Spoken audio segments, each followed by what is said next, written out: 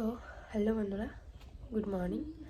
তো আজকে আমার উঠতে লেট হয়ে গেছে, মানে এখন রোজই লেট হচ্ছে উঠতে। তো আমি এখন আজকে পড়তে বসিনি, খাওয়া দাওয়াও হয়নি। তো আগে কিছু জিকে পড়ে নেব, ঠিক আছে? তারপর কিছু কাজ আছে, তো সেটা করে খাওয়া দাওয়া করে নেব। তো পড়া শুরু করা যাক। আর কালকে তো বলেইছিলাম যে আমি অঙ্ক অধ্যায় অনুযায়ী আবার প্র্যাকটিস শুরু করেছি।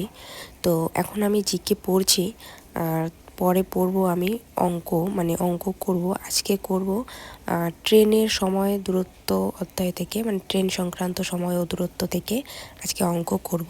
তো তোমরা ভিডিওটা পুরোটা দেখতে থাকো। আর পড়ার মাঝেই আমার ঘরে একটা পুচকে এসে যায়, তো ওর সাথে একটু মজা করি। ওকে যখনই ডাকছি ও চলে গেল, ঠিক আছে?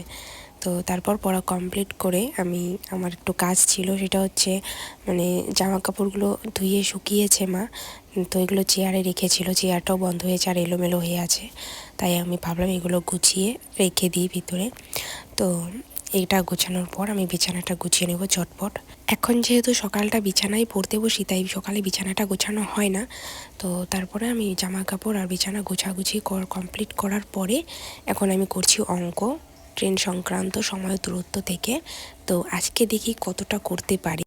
আর এই অধ্যায়গুলো কিন্তু আগে হয়ে গেছে, তবুও মানে করতে গিয়ে না দু একটা করে অঙ্ক মানে হয় না, মানে সময় লাগে অনেকটা। মানে যেখানে হয়তো মানে 2 সেকেন্ড লাগার কথা সেখানে 5 সেকেন্ড লেগে যায়, এরকমটা অনেকটা দেরি হয়ে যায়। তো সেগুলো অনেকটা বেশি প্র্যাকটিস করতে হবে। আর কালকে তো বললামই আমার অনেকটা প্র্যাকটিসের দরকার। আর এইদিকে এখন আমাকে দেখে মনে হচ্ছে যে আমি শুয়ে শুয়ে পড়ছি। তো বিছানায় পড়তে বসলে না এইটা একটা প্রবলেম, তো যার জন্য চেয়ার টেবিলে বসে পড়াটা ঠিক আছে। তো পড়া কমপ্লিট করে রাস্তায় বেরিয়ে সুন্দর নাজারাটা দেখছি।